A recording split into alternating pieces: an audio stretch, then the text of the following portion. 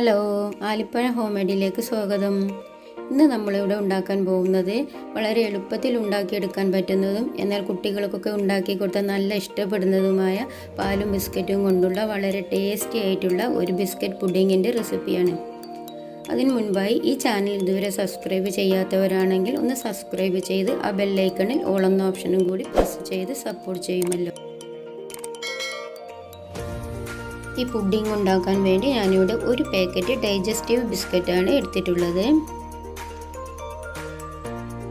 ഈ ബിസ്ക്കറ്റ് നമുക്കൊരു പുഡിംഗ് ട്രേയിലേക്ക് നിരത്തി വെച്ച് കൊടുക്കണം. ഓരോ ബിസ്ക്കറ്റും അടുത്തടുത്തായിട്ട് വേണം ട്രേയിൽ നിരത്തി വെച്ച് കൊടുക്കാൻ. നമുക്ക് ഈ പുഡിംഗ് ഉണ്ടാക്കാൻ വേണ്ടിയിട്ട് ട്രേ തന്നെ ആവശ്യമൊന്നുമില്ല. നിങ്ങൾക്ക് ഏത് പാത്രത്തിൽ വേണമെങ്കിലും ഈ പുഡിംഗ് ഉണ്ടാക്കിയെടുക്കാൻ പറ്റും. അതേപോലെ എല്ലാ ബിസ്ക്കറ്റും അടുത്തടുത്ത് നിരത്തി വെച്ചതിന് ശേഷം ഈ ഒഴിഞ്ഞ ഭാഗങ്ങളിൽ നമുക്ക് ബിസ്ക്കറ്റ് ചെറിയ പീസാക്കിയിട്ട് വെച്ച് കൊടുക്കണം. ഇതേപോലെ എല്ലാ ഭാഗങ്ങളും ബിസ്ക്കറ്റ് പീസാക്കി വെച്ച് കൊടുക്കാം.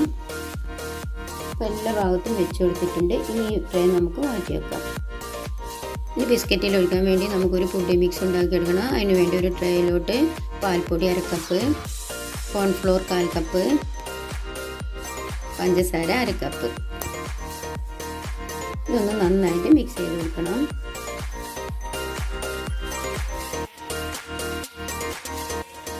ഇനി ഇതിലോട്ട് ഒരു 1/2 ലിറ്റർ പാലും കൂടി ചേർത്ത് കൊടുക്കാം. ഈ പാല് ചേർത്തതിന് ശേഷം ഈ പൊടികളെല്ലാം ഇതിൽ അലിഞ്ഞ് ചേരുന്നവരെ ഇത് നന്നായിട്ടൊന്ന് മിക്സ് ചെയ്തെടുക്കണം. ഇത് കട്ടയൊന്നുമില്ലാതെ മിക്സ് ആയിട്ട് ഇരിക്കണം കേട്ടോ. അപ്പോൾ നമ്മൾ ആദ്യം ഈ പൊടികളൊക്കെ ചേർത്തതിന് ശേഷം സ്റ്റൗവിൽ വെച്ച് ഇത് തിളപ്പിക്കാൻ നിന്നാൽ എളുപ്പത്തിൽ കുറുകി കിട്ടും, കട്ടയൊന്നും പിടിക്കുകയില്ല. അതിന് വേണ്ടിയിട്ടാണ് ഇങ്ങനെ ചെയ്യുന്നത്. ഇനി ഇതൊരു സോസ് പാനിലോട്ട് ഒഴിച്ചു കൊടുക്കാം. ഇത് നന്നായിട്ട് തിളപ്പിച്ചെടുക്കണം. സ്റ്റൗ ഓണായി കഴിഞ്ഞാൽ ഇത് നമ്മൾ നിർത്താതെ ഇളക്കി കൊടുക്കണം, അല്ലെങ്കിൽ പെട്ടെന്ന് അടിയിൽ പിടിക്കും. ഇത് ലോ ടു മീഡിയം ഫ്ലെയിമിലാണ് നമ്മളിത് കുറുക്കിയെടുക്കേണ്ടത്. ഇതൊരു ഹാഫ് ബോയിലായിട്ട് വരുമ്പോൾ നമുക്കിതിലോട്ട് 1 ടേബിൾ സ്പൂൺ ബട്ടർ ചേർത്ത് കൊടുക്കാം. 1 ടീസ്പൂൺ വാനില എസൻസ് നല്ലൊരു ഫ്ലേവർ കിട്ടാൻ വേണ്ടിയിട്ടാണ്. ഇതൊന്നും കൂടി നന്നായിട്ട് മിക്സ് ചെയ്ത് കൊടുക്കണം.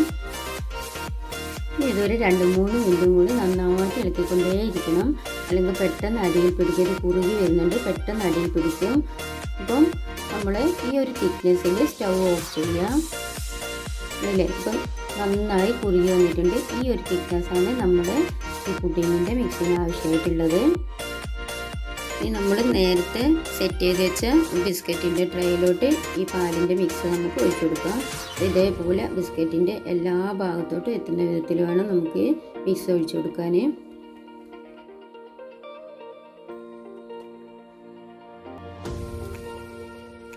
അതിന് ശേഷം ഇതൊന്നും കൂടി എല്ലാ ഭാഗത്തോട്ടും ആക്കി കൊടുക്കുക. ഇതേപോലെ എല്ലാ ഭാഗത്തോട്ടും വരണം. അപ്പോഴാണ് ഇതിൻ്റെ മധുരമൊക്കെ ബിസ്ക്കറ്റിലോട്ട് ഇറങ്ങിക്കിട്ടുള്ളൂ. ഇനി നമുക്കിതിലോട്ട് കുറച്ച് നട്ട്സ് കൂടി ചേർത്ത് കൊടുക്കണം. അതിന് വേണ്ടിയിട്ട് ഇത് ബദാം പൊടിച്ചതാണ്. അപ്പം ബദാം ഒന്ന് മിക്സിയിൽ ഇട്ടിട്ട് ഒന്ന് ജസ്റ്റ് ഒന്ന് കറക്കിയെടുത്താൽ മതി, അധികം പൊടിഞ്ഞൊന്നും പോണ്ട. ഇത് റോസ്റ്റഡ് ബദാമാണ് കേട്ടോ. അപ്പോൾ ഇനി നമുക്കിതിൽ കുറച്ച് പിസ്തയും കൂടി ചേർത്ത് കൊടുക്കാം. പിസ്ത അതേപോലെ ഒന്ന് മിക്സിയിലിട്ട് പൊടിച്ചെടുത്തതാണ്. ഇനി ഇതിലോട്ട് ചേർക്കേണ്ടത് നമുക്ക് ഡെസിക്കേറ്റഡ് കോക്കനട്ടാണ്. അപ്പോൾ ഈ കോക്കനട്ട് ഉണ്ടാക്കുന്നത് എങ്ങനെയുള്ള വീഡിയോ ഇതിൽ കോക്കനട്ട് ലഡുവിൻ്റെ വീഡിയോ ഇട്ടിട്ടുണ്ട്. അപ്പോൾ അത് നോക്കിയാൽ നമുക്ക് ഡെസിക്കേറ്റഡ് കോക്കനട്ട് ഉണ്ടാക്കുന്നത് എങ്ങനെയാണെന്ന് മനസ്സിലാക്കാൻ പറ്റും. ഇപ്പോൾ ഫസ്റ്റ് ലെയർ കഴിഞ്ഞു. ഇനി അതേപോലെ തന്നെ സെക്കൻഡ് ലെയറും ഇതേപോലെ നമുക്ക് ഉണ്ടാക്കിയെടുക്കാം. ആദ്യം ട്രേയിലോട്ട് ബിസ്ക്കറ്റ് വെച്ച് കൊടുക്കണം. ഇതേപോലെ ബിസ്ക്കറ്റ് വെച്ച് കൊടുത്ത് ആ ഒഴിഞ്ഞ ഭാഗങ്ങളിൽ വീണ്ടും ബിസ്ക്കറ്റൊക്കെ ഒന്ന് നമുക്ക് പൊട്ടിച്ച് വെച്ച് കൊടുക്കാം. ബിസ്ക്കറ്റിൻ്റെ സെക്കൻഡ് ലെയർ ഇവിടെ സെറ്റായി വന്നിട്ടുണ്ട്. ഇനി നമുക്ക് നേരത്തെ നമ്മൾ ഉണ്ടാക്കി വെച്ച പാലിൻ്റെ മിക്സിലെ അതും കൂടി ഇതിൻ്റെ മുകളിലോട്ട് നന്നായിട്ട് ഒഴിച്ചു കൊടുക്കണം കേട്ടോ. അപ്പോൾ നമ്മൾ നേരത്തേക്കാളും കുറച്ചുകൂടി തിക്നെസ്സായി വന്നിട്ടുണ്ട് ഈ മിക്സിന്. അത് നമ്മളിത് പുറത്ത് വെച്ചത് കൊണ്ടാണ് ഇത് തിക്നെസ്സായിട്ട് വന്നത്. അതുപോലെ കോൺഫ്ലവറൊക്കെ ഇട്ടതുകൊണ്ടാണ് ഇതിന് ഇങ്ങനെ പെട്ടെന്ന് കട്ട് ചെയ്ത് വരുന്നത് കേട്ടോ. അപ്പോൾ അത് കുഴപ്പമില്ല. നമുക്കൊരു സ്പൂണൊക്കെ ഒന്ന് വെച്ച് നന്നായിട്ട് എല്ലാ ഭാഗത്തോട്ടും ഇതൊന്നും കൂടി നന്നായിട്ട് ഒന്ന് മിക്സ് ചെയ്ത് കൊടുത്താൽ മതി. ഇങ്ങനെ മിക്സ് ചെയ്ത് കൊടുക്കുമ്പോൾ ഇതെല്ലാ ഭാഗത്തോട്ടും എത്തിക്കോളും. ഇനി നമുക്ക് വീണ്ടും ഇതിൻ്റെ മുകളിൽ കൂടി നമുക്ക് കുറച്ച് നട്ട്സുകൾ ഇട്ട് കൊടുക്കണം. അതിന് വേണ്ടിയിട്ട് ആദ്യം കുറച്ച് ബദാം ഇട്ട് കൊടുക്കുക. ഇനി നമുക്ക് വേണ്ടി ഇതിൻ്റെ മുകളിൽ കൂടി കുറച്ച് പിസ്തയും കൂടി ഇട്ട് കൊടുക്കാം. ഇനി അടുത്തതായിട്ട് കുറച്ച് ഡെസിക്കേറ്റഡ് കോക്കനട്ടും കൂടി ഇട്ട് കൊടുക്കാം. അപ്പോൾ നമുക്ക് പുഡിങ്ങിൻ്റെ സെക്കൻഡ് ലെയറും ഇവിടെ നന്നായിട്ട് റെഡിയായി വന്നിട്ടുണ്ട്. ഇനി നമുക്കിതിൽ കുറച്ച് ക്രീമും കൂടി സെറ്റ് ചെയ്യാണ്ട്. ക്രീം ഉണ്ടാക്കാൻ വേണ്ടിയിട്ട് ഒരു ബൗളിലോട്ട് 1 കപ്പ് വിപ്പിംഗ് ക്രീം ചേർത്ത് കൊടുക്കാം. ഈ ക്രീം നന്നായിട്ട് ബീറ്റ് ചെയ്തെടുക്കണം. ബീറ്റ് ചെയ്ത് ഏകദേശം 1 മിനിറ്റൊക്കെ ആയി വരുന്ന സമയത്ത് ഇതിലോട്ട് ഒരു 1/4 കപ്പ് പൊടിച്ച പഞ്ചസാരയും കൂടി ചേർത്ത് കൊടുക്കുക. നല്ലൊരു ഫ്ലേവർ കിട്ടാൻ വേണ്ടിയിട്ട് ഒരു 1/2 ടീസ്പൂൺ വാനില എസൻസ് ഇതും കൂടി ചേർത്തതിന് ശേഷം ക്രീം ഒന്നും കൂടി നന്നായിട്ട് ബീറ്റ് ചെയ്തെടുക്കണം.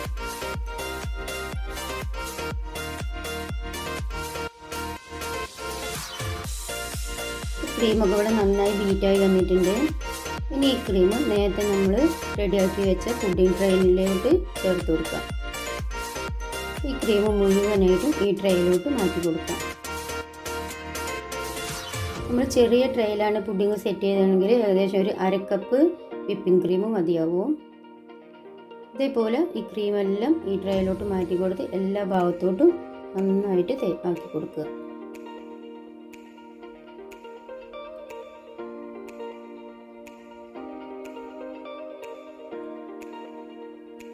ഇതേപോലെ ക്രീമെല്ലാം ഇപ്പോൾ നന്നായി സെറ്റ് ചെയ്ത് വന്നിട്ടുണ്ട്. ഇനി നമുക്ക് ഇതിന് മുകളിൽ നേരത്തെ പോലെ കുറച്ച് നട്ട്സുകളും കൂടി ഇട്ട് കൊടുക്കണം. അതിനാദ്യമായിട്ട് നമുക്ക് കുറച്ച് ബദാം ഇട്ട് കൊടുക്കാം. അപ്പോൾ നട്ട്സിൻ്റെ ഇതൊക്കെ നിങ്ങളുടെ ഇഷ്ടത്തിനനുസരിച്ച് കൂട്ടിയും കുറച്ചൊക്കെ ഇട്ട് കൊടുക്കാം കേട്ടോ. അപ്പോൾ ഇനി നമുക്കിനി കുറച്ച് ഡെസിക്കേറ്റഡ് കോക്കനട്ടും കൂടി ഇട്ട് കൊടുക്കാം. ഇനി ഇതിലോട്ട് കുറച്ച് പിസ്തയും കൂടി ഇട്ട് കൊടുക്കാം. നമ്മുടെ പുഡിങ്ങൊക്കെ ഇവിടെ റെഡിയായി വന്നിട്ടുണ്ട്. ഇനി നമുക്ക് ഇത് കുറഞ്ഞൊരു ഏകദേശം 3 മണിക്കൂറെങ്കിലും ഫ്രിഡ്ജിൽ വെച്ച് നല്ല തണുപ്പിച്ച് സെറ്റ് ചെയ്തെടുക്കണം. അതിന് വേണ്ടി ഒരു ഫോയിൽ പേപ്പർ കൊണ്ട് കവർ ചെയ്തിട്ട് വേണം ഫ്രിഡ്ജിൽ വെക്കാൻ. ഇത് ഫ്രീസറിൽ വെക്കരുത്, ഇത് ഫ്രിഡ്ജിലാണ് വെക്കേണ്ടത്. അപ്പം ഒരു ഫോയിൽ പേപ്പർ കൊണ്ട് ഇതുപോലെ കവർ ചെയ്തിട്ട് നമുക്ക് ഫ്രിഡ്ജിലോട്ട് മാറ്റി കൊടുക്കാം.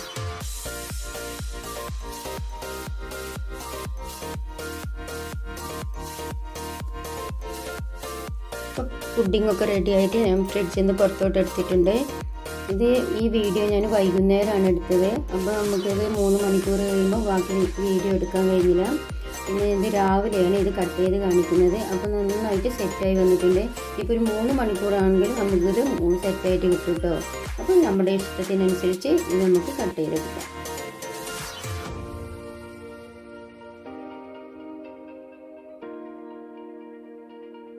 കണ്ടില്ലേ, പുഡിങ്ങൊക്കെ നന്നായിട്ട് സെറ്റായി വന്നിട്ടുണ്ട്. അപ്പോൾ പൊതുവേ കുട്ടികൾക്ക് ബിസ്ക്കറ്റൊക്കെ നല്ല ഇഷ്ടമാണ്. അപ്പോൾ അതുപോലെ ക്രീമും നട്ട്സും എല്ലാം കൂടി ചേർന്നിട്ടുള്ള പുഡിംഗ് ആകുമ്പോൾ കുട്ടികൾക്കൊക്കെ നല്ല ഇഷ്ടമാവും. അപ്പോൾ നിങ്ങൾക്ക് ഈ വീഡിയോ ഇഷ്ടമായിട്ടുണ്ടെങ്കിൽ ഒന്ന് ലൈക്ക് ചെയ്യാനും കമൻറ്റ് ചെയ്യാനും മറക്കരുത്. അതുപോലെ പുതിയൊരു റെസിപ്പിയുമായി അടുത്ത വീഡിയോയിൽ കാണാം. Thank you.